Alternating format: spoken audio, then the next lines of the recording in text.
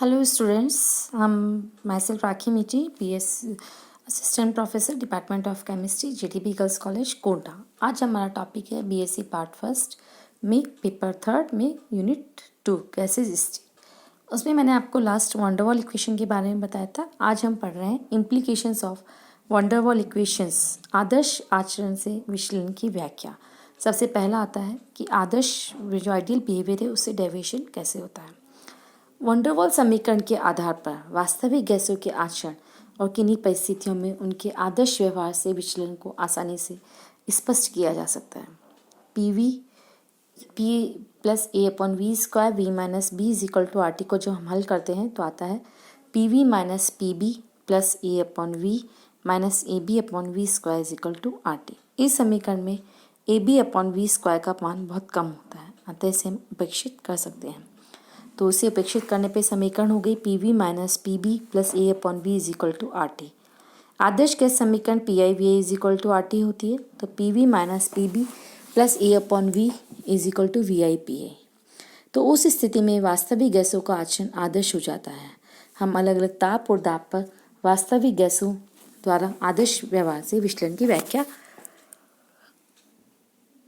करेंगे। पहला, अत्यंत कम दाब पर at a very low pressure. यदि दाब का मान बहुत ही कम है तो आयतन बहुत ज़्यादा हो जाएगा। ऐसी अवस्था में पी बी तथा ए अपॉन वी के मान बहुत कम हो जाएंगे और इन्हें नगण्य मानकर उपेक्षित कर सकते हैं। तो P V is equal to P I V I और गैस का आचरण आदर्श हो जाएगा। कम दाब पर यदि किसी गैस की दाब का मान थोड़ा भी अधिक हो तो आयतन का मान काफ़ी कम हो जाएगा और ऐसी स्थिति में पद पी बी को नगण्य या उपेक्षणीय मांग सकते हैं, क्योंकि पी में तो जरा सी वृद्धि हुई है, लेकिन ए अपॉन वी को उपेक्षित नहीं कर सकते हैं क्योंकि वी में काफ़ी अधिक कमी आ जाएगी।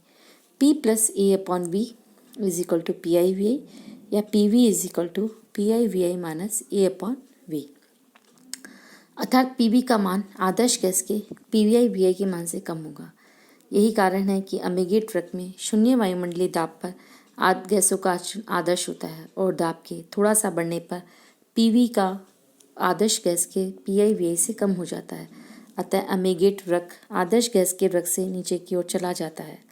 यदि दाब को थोड़ा और बढ़ा दिया जाए, ठीक है, तो पद पीबी का मान बढ़ जाएगा, अब यह उपेक्षणीय नहीं रहेगा। यही कारण है कि अमेगेट वक्र एक निम्नता पर पहुंचकर ऊपर की ओर बढ़ने लगता है। फिर आपके पास आता है उच्च दाब पर, ठीक है, आप एट हाई प्रेशर कर रहे हैं। बहुत अधिक दाब पर वी का मान कम हो जाएगा क्योंकि पी का मान कम होगा, अधिक होगा। उस स्थिति में पी बी की तुलना में पद ए अपॉन वी का मान अत्यंत कम होगा। तो P V minus P B is equal to P I V I या P V is equal to P I V I plus P B, अर्थात पी वी का मान आदर्श gas P I V I के मान से अधिक होगा। यही कारण है कि अमेगेट वक्र में उच्च दाब पर एक वक्र आदर्श गैस से ऊपर की ओर बढ़ते जाते हैं। यहाँ हम देखते हैं कि पी बी और ए अपॉन वी एक दूसरे के विपरीत दिशा में कार्य करते हैं। उच्च दाबों पर पी बी अधिक प्रभावी होता है और ए अपॉन वी नगण्य, जबकि निम्न दाबों पर पी बी तो नगण्य हो जाता है और ए अपॉन वी अधिक प्रभावी हो जाता है। अतः ऐसा कोई मध्यवर्ती दाब होना चाहिए जिस पर एक दूसरे के बराबर होकर निरस्त हो जाएं और वास्तविक गैस एक आदर्श गैस बन जाए। अमेगेट वक्रों से स्पष्ट है कि किसी भी बिंदु पर ये वक्र आदर्श वक्र को काटते हैं, अर्थात उन दाबों पर गैसों का आचरण आदर्श हो जाता है। सेकंड हमारा आता है उच्च ताप पर एट हाई टेम्परेचर। उच्च ताप पर गैसों के आयतन बहुत अधिक होते हैं, अतः ए अपॉन वी और जो पी बी पद है उसको उपेक्षित नहीं किया जा सकता। तो P V is equal to P I V I होगा और गैसों का व्यवहार आदर्श हो जाएगा। यही कारण है कि ताप के बढ़ने के साथ साथ वास्तविक गैसों के वक्र आदर्श गैसों के वक्र के नज़दीक आने लगते हैं। फिर हमारा आता है थर्ड, निम्न ताप पर एट लो टेम्परेचर। कम ताप पर गैसों का आयतन बहुत कम होता है, अतः ए अपॉन वी का मान बढ़ जाता है, अर्थात A upon V minus P B का मान भी अधिक होगा। इस पद को उपेक्षित करना संभव नहीं होगा, फलतः गैसों का व्यवहार आदर्श व्यवहार से विचलित हो जाएगा। सेकंड, हाइड्रोजन व हीलियम आदि गैसों का असामान्य आचरण। हाइड्रोजन व हीलियम आदि निम्न अनुभार वाली गैसों का आचरण अन्य गैसों से अलग होता है। इनके अमेगेट वृक्क सदैव ही आदर्श गैस के वृक्क से ऊपर रहते हैं। इसका कारण यह है कि इनके अणुओं का आकार बहुत छोटा होने के कारण इनके मध्य परस्पर आकर्षण बल बहुत कम रहता है। फलस्वरूप पीबी की तुलना में A/V सदैव ही उपेक्षणीय रहता है और वान डेर वाल्स समीकरण का स्वरूप PV = PIVI + PB हुआ। अतः PV का मान आदर्श गैस के PIVI के से सदैव ही अधिक होता है। अतः वृक्क आदर्श गैस के वृक्क के ऊपर ही रहता है। इस प्रकार हम वान डेर वाल्स समीकरण की सहायता से सभी गैसों के वास्तविक व्यवहार की व्याख्या कर सकते हैं। थर्ड है बॉयल ताप की गणना, calculation of Boyle temperature. Van der Waals स्थिरांकों की सहायता से किसी गैस के लिए बॉयल ताप को TB = A/BR की सहायता से परिकलित कर सकते हैं। क्रांतिक घटनाएं। उपयुक्त समतापी वृक्कों से स्पष्ट है कि गैसें कम ताप पर आदर्श गैस के व्यवहार से विचलित हो जाती हैं और इसका कारण है कम ताप पर गैसों का द्रवण। जब हम किसी भी गैस का ताप कम करते हैं तो अणुओं की गतिज ऊर्जा में कमी आ जाती है और दाब को बढ़ाने से गैस के अणु एक दूसरे के समीप आ जाते हैं और गैसों का घनत्व अधिक हो जाता है। गैस के अणुओं के पास आ जाने से उनके मध्य आकर्षण बल बढ़ जाता है और गैसें द्रवित होने लगती हैं। इस प्रकार कम ताप व अधिक दाब पर गैसों का द्रवण किया जा सकता है। गैसों के द्रवण में दाब से अधिक महत्वपूर्ण ताप का प्रभाव होता है। वायुमंडलीय दाब पर तो प्रत्येक गैस को द्रवित किया जा सकता है, किंतु वायुमंडलीय ताप पर सब गैसों को द्रवित करना संभव नहीं होता है। प्रत्येक गैस के लिए ताप की एक अधिकतम सीमा होती है, जिससे अधिक ताप होने पर किसी भी गैस का दाब कितना ही क्यों न बढ़ाया जाए उसका द्रवण नहीं हो पाता है। गैसों के ताप के इस मान को क्रांतिक ताप कहते हैं और इसे TC द्वारा प्रदर्शित करते हैं। इस क्रांतिक ताप पर किसी गैस का वह न्यूनतम दाब जिस पर गैस द्रवित हो उसे क्रांतिक दाब कहते हैं। इसे PC द्वारा व्यक्त करते हैं और क्रांतिक ताप और क्रांतिक दाब पर एक मोल गैस का आयतन क्रांतिक आयतन कहलाता है। ये VC होता है। इस प्रकार ये तीनों PC, VC, TC क्रांतिक स्थिरांक कहलाते हैं। क्रांतिक दाब व ताप के मध्य जब किसी गैस का द्रवण होता है तो द्रव और गैस के बीच की सीमा रेखा खत्म हो जाती है और ये कहना कठिन हो जाता है कि गैस अवस्था कहाँ समाप्त हो रही है और कहाँ से प्रारंभ हो रही है। इस अवस्था को हम क्रांतिक अवस्था कहते हैं और इस घटना को क्रांतिक घटना कहा जाता है। क्रांतिक अवस्थाओं के बारे में सबसे पहले सेंट एंड्रूज ने 1869 में अध्ययन किया था। उन्होंने विभिन्न तापमानों पर कार्बन डाइऑक्साइड की एक निश्चित मात्रा पर दाब के प्रभाव का अध्ययन किया। इसमें केश नलिका A जो दोनों ओर से खुली होती है, इसमें कार्बन डाइऑक्साइड प्रवाहित की, जिसके अंदर उसकी वायु विस्थापित होकर उसके स्थान पर CO2 भर जाती है। तुरंत दोनों सिरे सील कर देते हैं और फिर निचले वाले सिरे को पारे के टब में खोल देते हैं, जिससे उस गैस के दाब का पारा चढ़ जाता है। फिर दोनों ओर एक नई केश नलिका B लेते हैं जिसमें वायु भरी रहती है और यह मैनोमीटर का कार्य करती है। इन दोनों नलियों को एक तांबे के बर्तन में फिट कर देते हैं जिसमें कि जल रहता है। इसके दोनों ओर स्क्रू S1 और S2 लगे होते हैं, जिनको यदि हम घुमाते हैं तो गैस का दाब बढ़ सकता है। नली A का ऊपरी भाग एक गर्म बात से घिरा रहता है जहाँ CO2 के ताप को परिवर्तित कर सकता है। अब क्रांतिक स्थिरांक जो है PC, VC, TC इनका प्रायोगिक निर्धारण कैसे किया जाता है? प्रायोगिक निर्धारण करने के लिए कान्या-डी-ला-तूर उपकरण का उपयोग किया गया। कान्या-डी-ला-तूर जो है डायग्राम में आपको देखा किस तरीके से होता है। सबसे पहले हम पढ़ते हैं इसका सिद्धांत। जब गैस द्रवीकरण की अवस्था में होती है तो उस समय उसकी वाष्प व द्रव का घनत्व समान होता है। इसलिए गैस व द्रव अवस्था परस्पर इतनी अधिक मिल जाती है कि उन्हें लगभग पहचानना संभव नहीं होता है। उपकरण में U आकार की एक नली होती है जिसके एक सिरे पर बल्ब बना होता है और उसमें द्रव पदार्थ को भर दिया जाता है। उसके बाद U नली में पारा भर दिया जाता है। पारे के ऊपर वायु भरी जाती है। इसके सिरे को सील करके बंद कर दिया जाता है। नली का वह सिरा मैनोमीटर का कार्य करता है। नली के बल्ब वाले सिरे को ताप स्थायी थर्मोस्टेट में रख देते हैं जिसमें गर्म द्रव प्रवाहित होता रहता है। उच्च ताप पाकर बल्ब का द्रव गर्म होकर वाष्प में परिवर्तित होता रहता है और एक ऐसी अवस्था आ जाती है जब बल्ब में उपस्थित द्रव तथा वाष्प की अलग अलग पहचान करना कठिन होता है। यही ताप क्रांतिक ताप कहता है और इसे थर्मामीटर द्वारा नोट कर लिया जाता है। इसी समय मैनोमीटर में क्रांतिक दाब भी नोट कर लेते हैं। अब गैस को ठंडा करते हैं। जब धुंध के साथ द्रव व गैस की दो सतहें अलग अलग पृथक हो जाती हैं तो उस समय भी ताप और दाब नोट कर लेते हैं। दोनों पाठ्यक्रमों के मध्य माध्यमान को सही लेकर क्रांतिक ताप और क्रांतिक दाब माना जाता है। सही क्रांतिक आयतन ज्ञात करना थोड़ा कठिन है क्योंकि ताप व दाब के थोड़े से परिवर्तन से आयतन बहुत अधिक प्रभावित होता है। क्रांतिक आयतन ज्ञात करने के लिए अमेगेट की औसत घनत्व विधि काम में ली जाती है।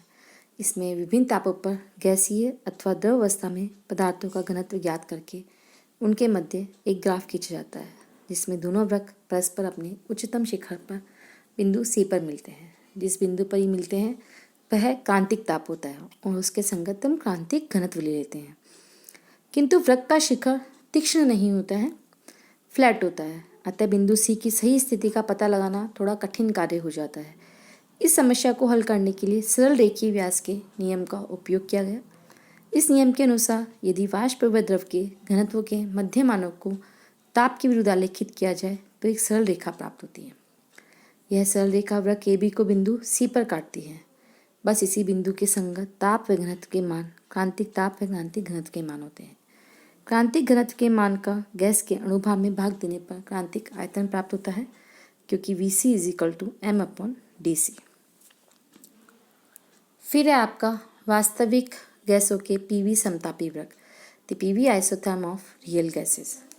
एक निश्चित ताप पर किसी गैस के दाब व आयतन के मध्य खींचे गए वक्र को आइसोथर्म कहते हैं, समतापी वक्र कहते हैं। एक आदर्श गैस के लिए Pv = k, अतः गैसों के समतापी वक्र समकोणीय हाइपरबोला की आकृति में होते हैं, लेकिन वास्तविक गैसों के लिए ऐसा नहीं होता है। सेंट एंड्रयूज ने अलग अलग ताप पर CO2 गैस के आयतन पर दाब के प्रभाव को देखा और विभिन्न तापमानों पर समतापी वक्र खींचे। 13.1 डिग्री सेंटीग्रेड ताप के ऊपर गैस का दाब कितना भी बढ़ा दो उसका द्रवण नहीं होता है। जब फॉर एग्जाम्पल अब कार्बन डाइऑक्साइड के जो समतापी वक्र है उस पर हम सोचते हैं। इसमें पहला वक्र आपको HIJ के है 13.1 डिग्री सेंटीग्रेड पर है। इस वक्र में बिंदु H से I तक दाब का मान बढ़ रहा है और फिर साथ में आयतन कम हो रहा है, अर्थात गैस एक आदर्श गैस की भांति व्यवहार कर रही है। बिंदु I के बाद जब गैस का दाब बढ़ाते हैं तो गैस का दाब बढ़ने के बाद उसका द्रवीकरण भी प्रारंभ हो जाता है। बिंदु I से J तक दाब बढ़ने के बाद गैस का निरंतर द्रवीकरण होता है और आयतन में कमी आ जाती है। बिंदु J पर पूर्ण रूप से द्रव अवस्था में आ जाती है और उसके बाद यदि आप कितना भी दाब बढ़ाओ आयतन पे कोई प्रभाव नहीं पड़ेगा क्योंकि CO2 अब गैस अवस्था में न होकर द्रव अवस्था में आ चुकी है। यही कारण है कि J से K तक वक्र लंबरूप आकार में होता है। दूसरा समतापी वक्र DEFG थोड़ा उच्च ताप 21.5 डिग्री सेंटीग्रेड पर खींचा गया है। इस वक्र में भी बिंदु D से E तक दाब बढ़ने के बाद आयतन में कमी हो रही है, अर्थात गैस आचरण कर रही है। E बिंदु आते ही गैस का द्रवण प्रारंभ हो जाता है जो निरंतर F बिंदु तक जारी रहता है। बिंदु E से F तक की क्षितिज रेखा में दाब बढ़ाने से गैस के दाब में तो वृद्धि नहीं होती है किंतु गैस के द्रवीकरण के आयतन कम होता है। 13.1 डिग्री सेंटीग्रेड के क्षितिज वक्र IJ की तुलना में EF की लंबाई काफ़ी कम है, अतः F से G का वक्र JK की भांति लंबवत है और इस समय दाब बढ़ाने से गैस के आयतन पर कोई प्रभाव नहीं पड़ रहा है क्योंकि जो गैस है वो बिंदु F पर द्रव अवस्था में आ चुकी है कम्प्लीटली। ताप बढ़ने के साथ गैसों के समतापी वक्रों में क्षितिज रेखा की लंबाई कम होते होते 31.1 डिग्री सेंटीग्रेड ताप पर केवल एक बिंदु के रूप में रह जाती है। यह गैस वक्र A से B तक आदर्श व्यवहार करती है, B पर द्रवित हो जाती है और B से C तक दाब से अप्रभावी रहती है।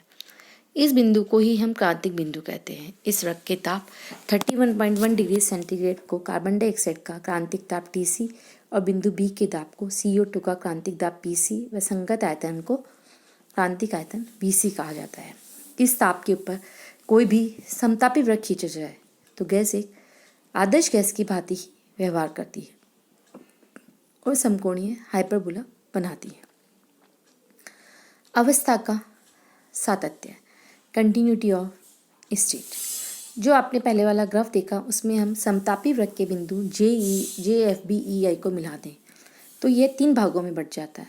JFBEI के नीचे का भाग जिसमें पदार्थ गैस और द्रव दोनों अवस्थाओं में है, BEI के दाईं ओर का भाग जिसमें केवल गैसीय अवस्था में है और BEF के बाईं ओर का भाग जिसमें केवल द्रव अवस्था में है। अब हम इन वक्रों पर पुनः ध्यान दें तो 21.5 डिग्री सेंटीग्रेड वाली वक्र में गैस का ताप 21.5 रखकर दाब बढ़ाते हैं। डी से ई तक आदर्श गैस का आचरण होता है, फिर आयतन कम होता है। बिंदु ई पर जैसे ही आएगा द्रवण हो जाएगा, और ई से एफ तक दाब बढ़ाते रहने पर भी दाब तो नहीं बढ़ेगा, लेकिन द्रवण जारी रहेगा और गैस स्पष्ट रूप से दोनों अवस्थाओं में मौजूद होगी। बिंदु एफ पर गैस का पूर्ण रूप से द्रवण हो जाएगा और दाब बढ़ाने से आयतन तो अप्रभावी रहेगा, जबकि लंब रूप में दाब बढ़ता जाएगा।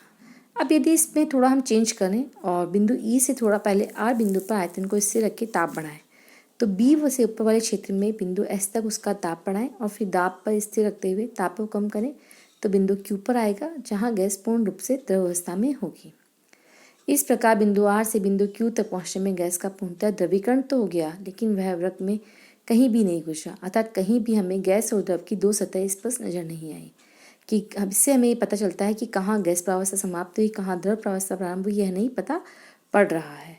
अर्थात गैस और द्रव अवस्था में कंटिन्यूटी बन रही है, इसे ही कंटिन्यूटी ऑफ स्टेट कहते हैं। जब क्रांतिक ताप से नीचे गैसों का द्रवीकरण होता है तो अवस्थाएं डिसकंटिन्यूस होती है, अर्थात हम द्रव व गैस अवस्थाओं को स्पष्ट रूप से देख सकते हैं, किंतु यदि क्रांतिक ताप पर गैसों का द्रवीकरण करवाया जाए तो अवस्था की सातत्य होती है, और यह भेद नहीं कर सकते हैं कि किस बिंदु पर एक अवस्था समाप्त होती है और दूसरी अवस्था प्रारंभ होती है। यह हमारा था कंटिन्यूटी ऑफ स्टेट।